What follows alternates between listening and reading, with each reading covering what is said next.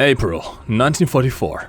In preparation of D-Day, Allied counterintelligence executed a massive misinformation campaign to fool the Germans into believing that the imminent invasion was planned to take place at Calais. To make it convincing, fake troop movements were held in the months leading up to June 1944, and thousands of fake artillery pieces, planes and tanks were mocked up, misleading German aerial reconnaissance. After the successful landings at Normandy, much of the mocked-up equipment was destroyed, no longer serving a purpose. A young Irish engineer by the name of Paddy O'Ryan saw the opportunity in weaponizing some of these, up until now, fake tanks, and proposed to the Allied command a light, yet durable, combat vehicle, capable of destroying even the heaviest of armor.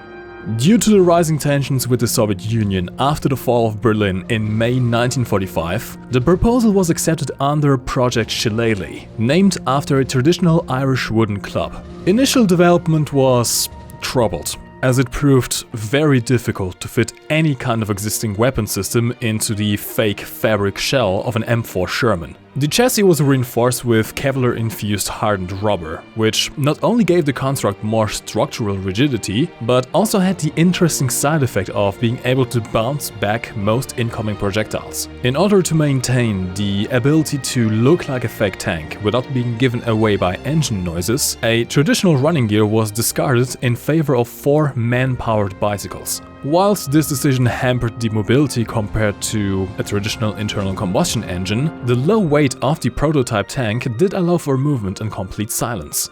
It wasn't until late 1945 that a weapon system was finally developed for the Shillelagh. A traditional cannon would have simply been too heavy for the crew to move with simple bicycles, but recent developments in bioengineering by the University of Dublin yielded an unconventional but revolutionary alternative. With the use of genetic alteration, scientists were able to modify the roots of the Solanum tuberosum plant to produce a highly volatile and incendiary compound. Tests showed that launching a projectile of this type at moderate velocities resulted in a violent exothermic reaction on target, reaching temperatures even superior to those found in thermite reactions. When shown to US officials, concerns arose about the viability of this weapon in wet conditions. By applying knowledge gained during the highly secretive Project Manhattan, American scientists were able to further improve the weapon. By March 1946, 2 prototypes of the XM4 Shillelagh were completed.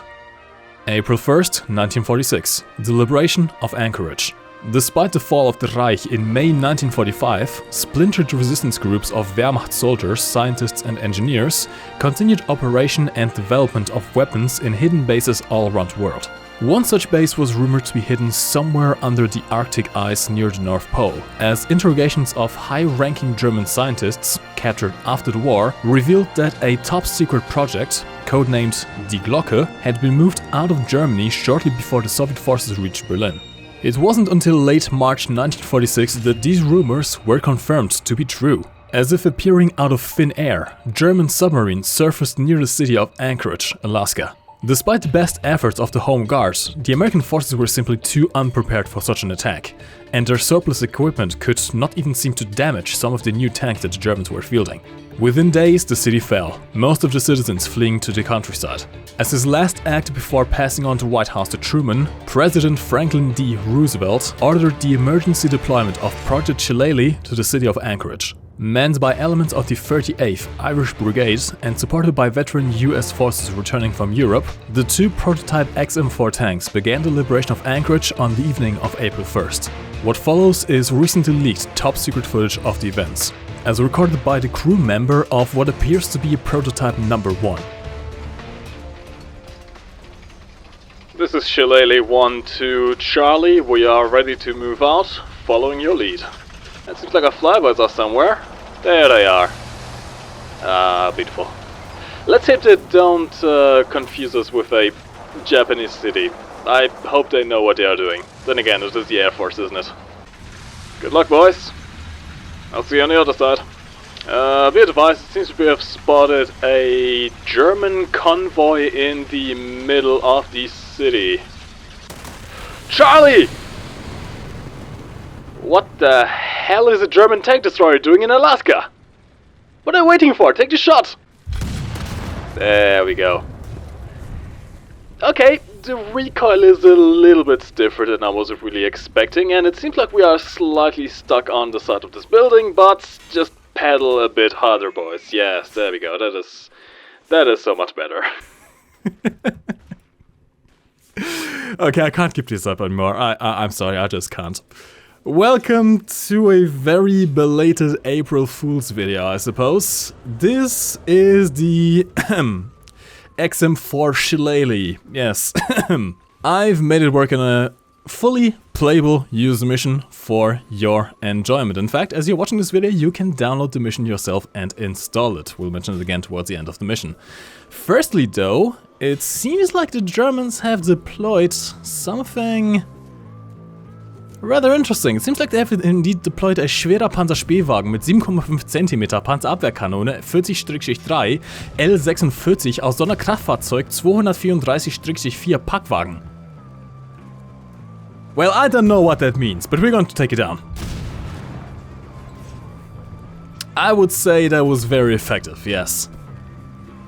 Well, it seems like Packwagens aren't the only thing the Germans are bringing. There's a schwerer Panzerspähwagen mit 7,5 cm Panzerhaubitze K51 L-24 auf Sonderkraftfahrzeug 234-3. Very interesting choice. Bit of a stubby cannon, but you know what they say. Don't judge by the size, judge by the way it is used. And given that the guy isn't able to hit us at all, I don't think he's very good, is he?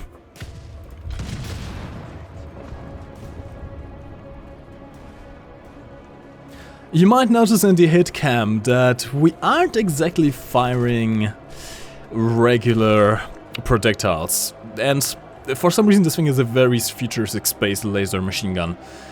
Yeah, this is very heavily modified. We are still firing potatoes, as the original model did, but these have a bit more of a punch. You saw the highly explosive incendiary variant. Let's test out the nuclear variant against this schwerer Panzerspähwagen mit 2 cm Kampfwagenkanone 38 auf Sonderkraftfahrzeug 234-1. How the hell did you...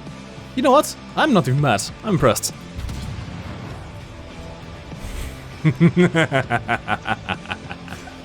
We have ourselves a schwerer Panzerspähwagen mit 5 cm Kampfwagenkanone 39-1 auf Sonderkraftfahrzeug 234-2 Puma.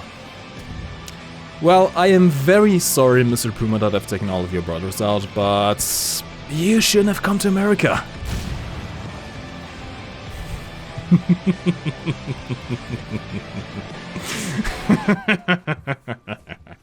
Hold on a second, is it world-famous tanker ace Otto Karius and his Tiger 1, which apparently survived until 2015? Yeah, I know, I was as surprised as you are. Well, this is alternate history, so I'm sorry, Mr. Autobot. You are not going to survive this war. This isn't exactly a vehicle you find in the game, is it? In fact, the Stück 4 from earlier wasn't a vehicle you could find in the game either. This is a German SPG with a 150mm gun, which is not available anywhere, and... Do you actually mind? I think the rocket just bounced off of us. There was a Command Opel Blitz truck here with radar signals, there's a regular one, and...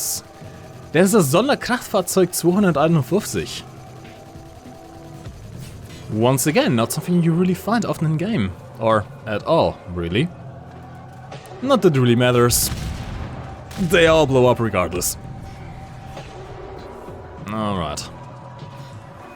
Now it seems to me that the Germans didn't quite enjoy us taking the city like that and taking out their convoys, so... Let's do a little bit of aerial reconnaissance, yes. Aim to the side, line it up 90 degrees so we get the maximum full force of recoil. Point towards the sun.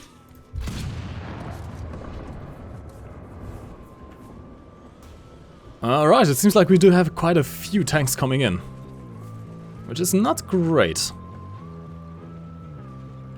An experimental Panther, this seems to be very much a completely fictional tank with night vision and an 88mm gun, which was recently removed from a future game for historical gameplay balance reasons, they say. Well, we're going to blow it up anyways. Oh, and I guess we're going to clear that building as well, what's red. Excuse you?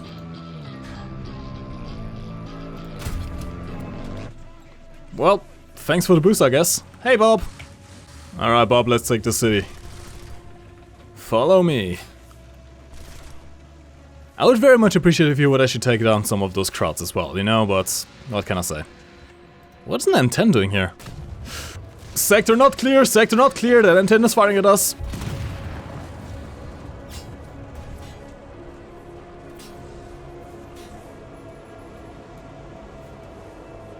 Is it just me, or did it get a bit more ventilated all of a sudden? Oh yeah, Bob, don't worry about that flaming wreck. That is a completely fictional tank. That's completely made up. It's not there. Don't worry about it.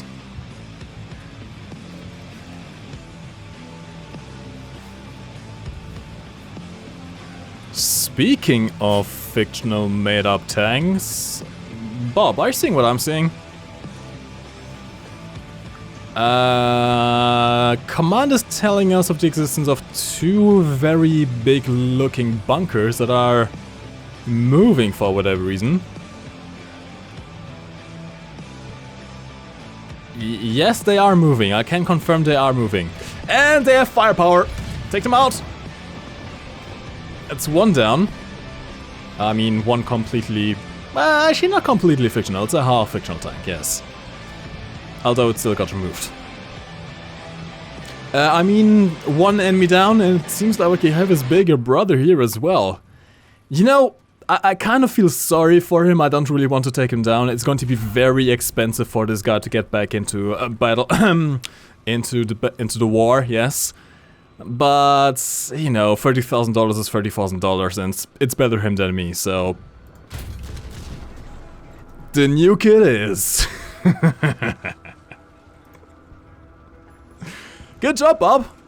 You didn't die! That is surprising for an American player at 613. I gotta say, even despite the rain, this is a beautiful little area to walk through, isn't it, Bob? Burning wrecks in the background. A nice little sunset. The sound of war going around in the background. She's so beautiful. Bob? What are you firing at, Bob? Bob? Bob! What the hell is that? Well, boys, this is going to be it for these very, very belated April Fools. I know, I'm sorry. This was supposed to be up by the 1st of April, but it ended up taking way too much time to actually get it going the way I wanted to. As I mentioned, this is a fully playable mission which you can find on live.warfun.com. I'll leave a link in the description down below. I've made this, I've not made this model from scratch, but I've added this model from scratch by myself to make it playable by almost everyone. There will be requirements in the description of that post. Essentially, you need to own the US M4 Sherman to make this thing work, but that shouldn't be too much of an issue. It's a fairly low tier tank. You can get that in a few hours if you don't have it yet. And the rest of the mission is made based on the BMPT-72 Terminator mission by Beckett and Wright R2, which you can also find the links to in the description down below. By the way, this is PC only. Sorry, console boys, sadly mods like these don't work for you. I wish they would, but at least you guys on PC can take this and drive around and discover what actually is the German Wunderwaffe called the Glocke. Or if you don't want to do that, honestly, you can just use this as a sandbox, because this tank is completely invincible pretty much. The only way you can really die is by going out of bounds or by getting stuck somewhere, in which case you pretty much have to restart the entire mission. But what you can do, which is really just the most fun, is just fire sideways and let the recoil launch you into the air over buildings, and even on top of buildings. In fact, I would be very much interested to see what kind of places you can get yourself stuck into with the recoil on this tank. Anyways lads, hopefully you have enjoyed this video. If you did, don't forget to give this video a like rating, it very much helps a lot, given that it is almost guaranteed to be demonetized thanks to the real life footage I used in the intro of it, but you know, quality over monetization, I guess. YouTube doesn't like actual historical events anymore. If you are new around here, don't forget to subscribe. This is just a taste of what is to come. We'll be working on more mods and fun stuff in the continuation of the series. And as always lads, my name is MikeGoesBoom, and I will see you in the next one. You can lift your head up to the sky, take a deeper breath and give it time. You can walk the path among the lines with your shattered frame of mind. Or instead you could always stay. We can wait right here and play until somehow